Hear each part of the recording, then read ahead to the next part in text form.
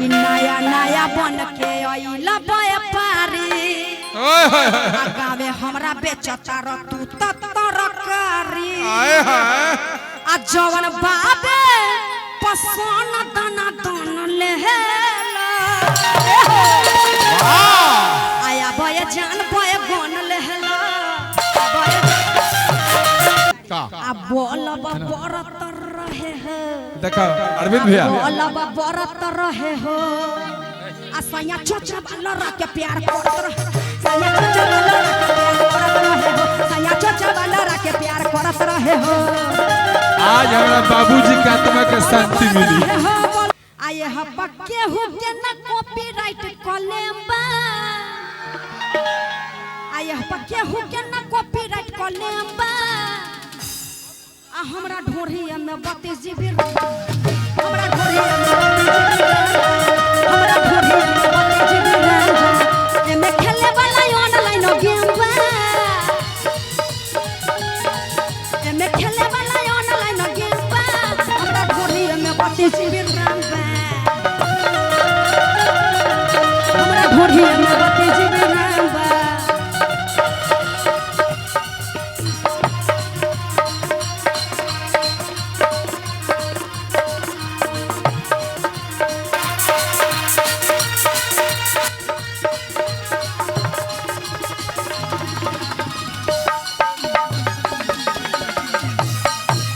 जियो जियो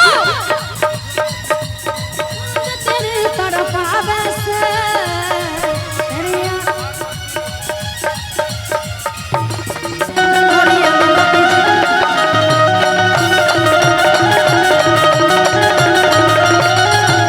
अरे चोली में हमरा हॉट स्पॉट बाटे आ बाहर से पूरा स्किन टच बाटे अरे महंगा मोबाइल बा हमारा जवानी आय अर्जुन से मामला बस सेट हो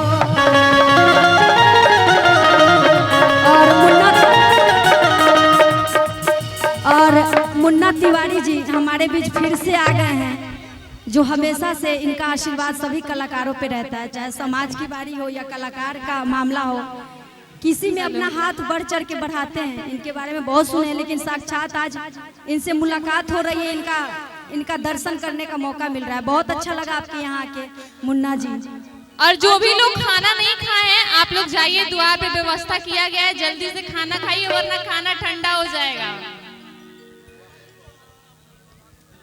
भैया जो भी आए हैं अगर बाहर दिल से मतलब आपका गाना को मतलब हम लाइक करते हैं जी अब आपका शादी हो गया इसलिए आपको लाइक क्यों लाइक की वजह से ही तो है लाइक करना बहुत जरूरी है ना बहुत अच्छा लगता है हमको सही बात है धन्यवाद बहुत बहुत धन्यवाद करने के लिए मुन्ना जी कि अपना कौन हम खेलेगा मछिया आहो गमछिया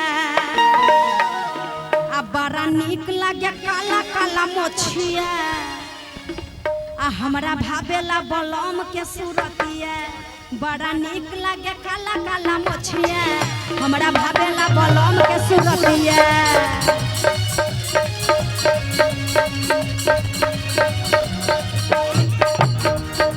और आइए फरमाइश है गोरी तोरी चुनरी बल्ला लाल रितेश जी के साथ मेरा गाना एक आया था वो गाने की फरमाइश है अरे कि कौने कॉलेजवा में करेलू पढ़ाई लइका लइका से होला लड़ाई होला लड़ाई होला लड़ाई होला लड़ाई अल्लाह के पढ़ाई में हो जाई ऊंच खाल रे अरे ऊंच खाल रे आ हई जवन को चिल्लाले सा आ माल रे आ हई जवन को चिल्लाले सा माल रे आ रोड पर चले कमान चल रे और गुड्डू भैया मंच पे आए गुड्डू कुशवाहा जी आप मंच पे आए आलम भाई मंच पे आ गए हैं चले कमान चल रे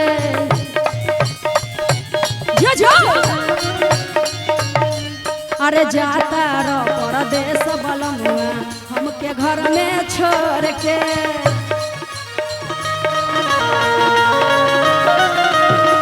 तनी जाए से तनी जाए से तनी जाए से पहले खाना पहले खाना से रोटी आलम भाई जियो क्या बात है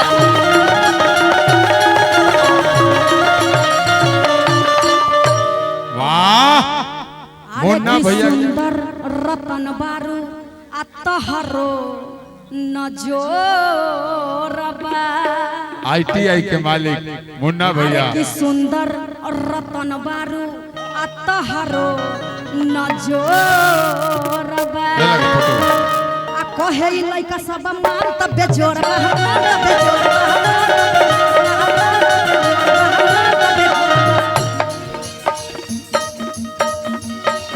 अरे सुंदर रतन बारू तहरो न जोड़बा कहे ई लइका सब मान त बेजोड़बा मान त बेजोड़बा मान त बेजोड़बा मान त बेजोड़बा लगे पढ़ाई में हो जाई ऊंच खालर रे अरे ऊंच खालर रे यहाँ बूढ़े एक भी नजर नहीं आ रहे हैं क्या बात है सब जवाने आदमी है का इस जिला में कहाँ है देहिया बुढ़ाता है मनवा आज तक बूढ़ा किसी को गलत से भी मत बोलिएगा तुरंत गुस्सा का ईंटा उठा चला मैम रुक जाइए मैं चाहूंगी कि बूढ़ा कोई नहीं होता देखिए शरीर बूढ़ा जाता है मन किसी का बूढ़ा नहीं होता है हम हो या आप हो है ना जी अरे किस सुंदर बाप रे नहीं होगा जी बाप रे ऐसा बूढ़ा है कि कितना ईंटा लाद के घुमा देंगे आपको पता नहीं चलेगा अरे किस सुंदर रतन बारू तहरो नजोरबा कहे ई लइका सब मान त बेजोड़बा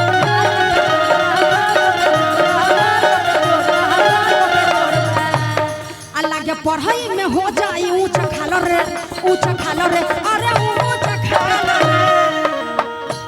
आ हई जवन को चिल्लाले से माल माल रे जवन को चिल्लाले से माल रे आ रोड पर चले लू जवन को चिल्लाले से माल रे आ रोड पर चले लू कमाल दिल धड़काता केहू अरे जियो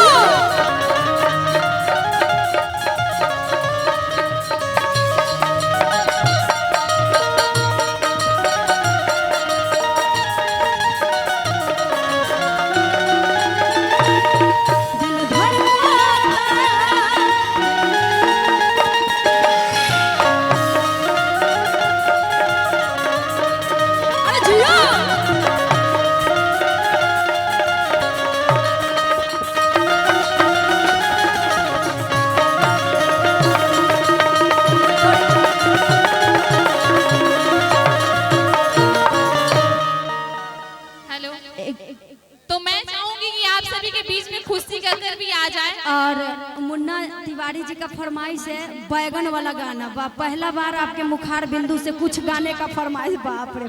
अच्छा आप इधर थोड़ा सा आ जाइए। बैगन जो सब्जी है सब लोग को पता है, आप बैगन खाते हैं कि नहीं मुन्ना जी? कौन सा, लमका की गोलका? दोनों खाते हैं। दोनों। मर्द आदमी को ज्यादा गोलका पसंद है। गोलका का चोखा जो होता है तो भंटा बड़का जो होता है, हर प्रकार का बैगन होता है। एक होता है इतना बड़ा रहेगा है ना, लेकिन पतला रहता है। एक रहता है इतना बड़ा, उसको मेरे उधर भंटा बोलते हैं। आप लोग क्या बोलते हैं? उहे बोलते हैं भंटा, जिसमें इतना निकल जाता है। उसमें से जब निकालिएगा माल इतना निकल जाएगा, भर घर का चोखा हो जाएगा। लड़कियां कहता रहते हैं आप तो थोड़ा सा मंच खाली कर दे। ए बेटा आप लोग मंच खाली कर दिए। एक स्केल और बढ़ा दीजिए। बाउंसर सबको नीचे उतारिए। बाउंसर सभी को नीचे उतारिए, जितने चार लोग हैं कलाकार को छोड़ के। और बाउंसर में थोड़ा सा उधर चले आप लोग। और आइए फरमाइश है बैगन वाला। आप लोग बैगन खाते हैं कि नहीं? कितना लोग? गोलका कितना लोग को पसंद है? गोलका, गोलका आप खाते हैं? लमका? सुंदरी नहीं लमका खाते। बाप रे। नरमुंडा तो टमाटर खाता है लाल लाल। ये कहिए ना कि आप आप बैगन नहीं खाते, बैगन खाइएगा तो ये सब लाल हो जाएगा। अच्छा, बैगन वाह। बहुत फायदा है, लेकिन उसको क्या होता है ना कि मतलब अपने अनुसार खाइए, ज्यादा भी मत खा लीजिए कि हौवट पैदा हो जाए, हिसाब से खाइए। लड़किया कहतरी कैसे कि नया नया बन के आइला व्यापारी, गावे हमरा बेचता र तू तरकारी, आ जवन बाबे पसंद दाना दान लेहेला, आया बय जान बय गन लेहेला, बय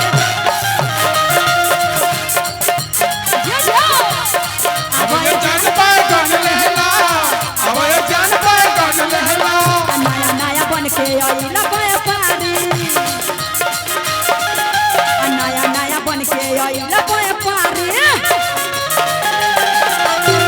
हमरा बेचता र तू तरकारी, आ जवन बाबे पसंद दाना दान लेहेला, आया बय जान बय गन लेहेला,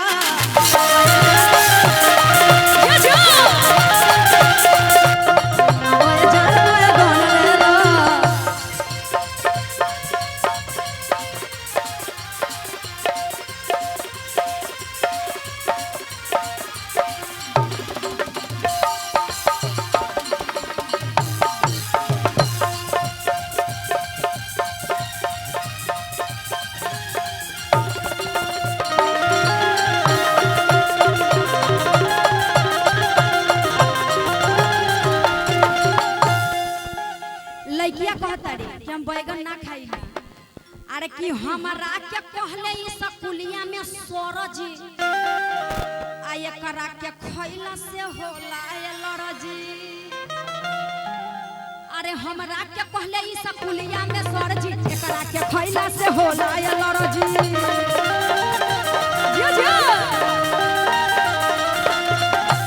आ जवन बाबे पसंद दाना दान लेहेला, आया बय जान बय गन लेहेला, जियो बय जान बय गन लेहेला, बय जान बय गन लेहेला, जियो बय जान बय गन लेहेला,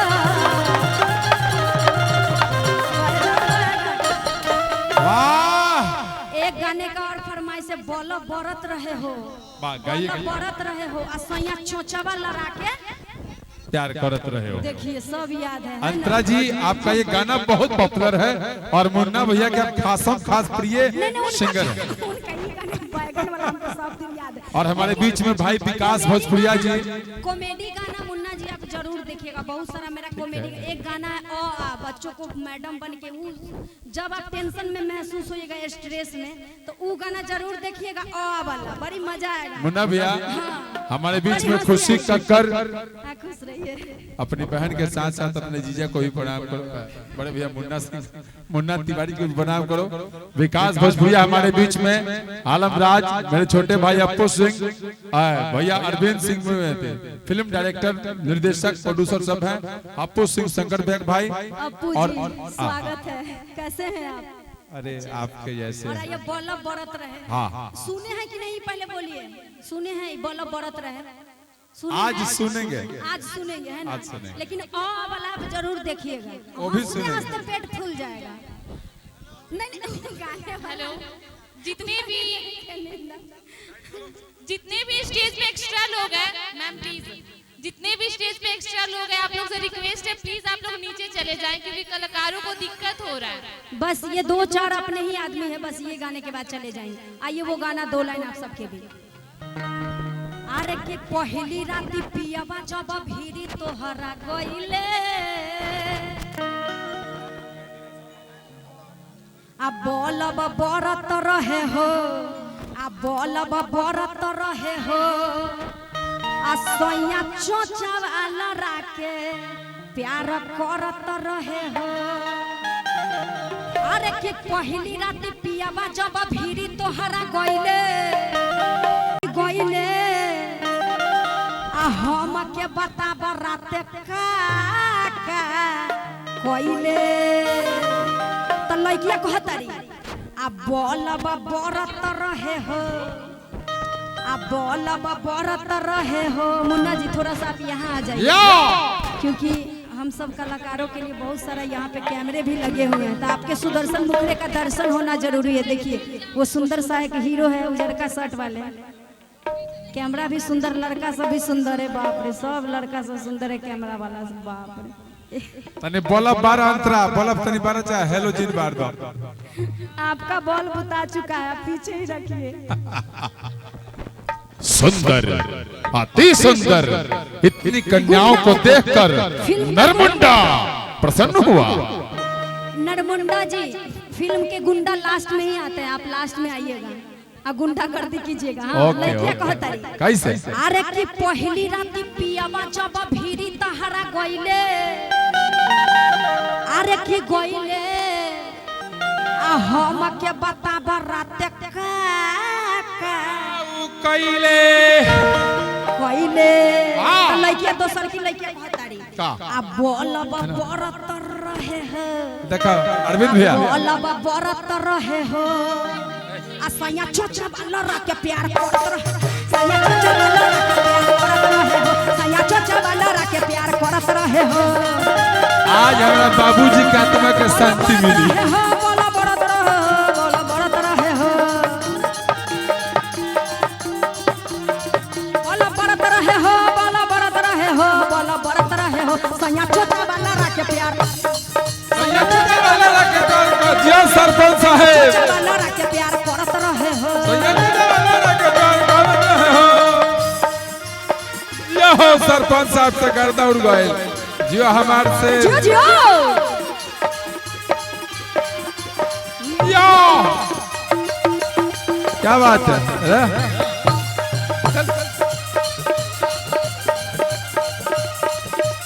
मुन्ना भैया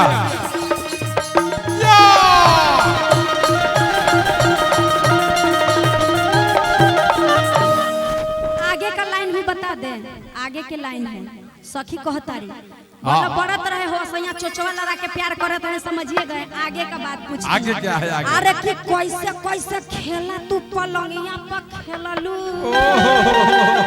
अरे कि खेललू आ कोई सरपंच बार साहब। चुमा तू बलमुआ के दिहलू। अरे कि देखिए आप इनका पर्सनालिटी से इनका मैच कर रहा है। हाँ सब मुन्ना भैया के साली है लोग, बोला कि आपसे मिल रहा है, सही बात है। सरपंच साहब के।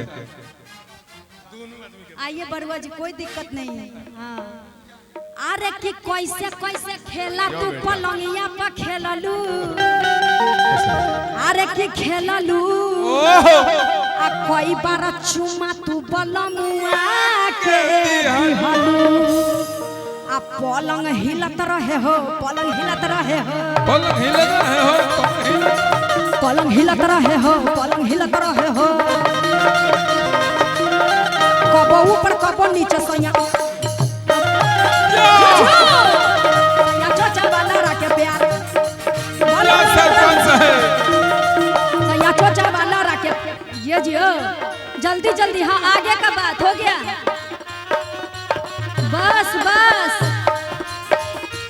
बस आप लोग मंच खाली कर दीजिए, सभी नौजवान साथी हमारे भाई, ये सब मेरे बेटे आज बेटा आशीर्वाद।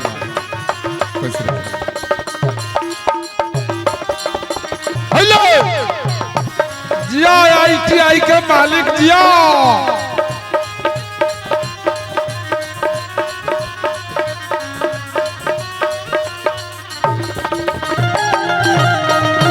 जियो जियो। आगे के लाइन बा, अरे कि भोरे वाला बात तनी हमके बताबा। गुड्डू भैया कहाँ गए? गुड्डू भैया हाय अंतरा सहेली से, हाय मुन्ना तिवारी से जान तू छुपाबा। अरे कि भोरे वाला बात तनी हमके बताबा, आ मुन्ना तिवारी से जान तू छुपाबा।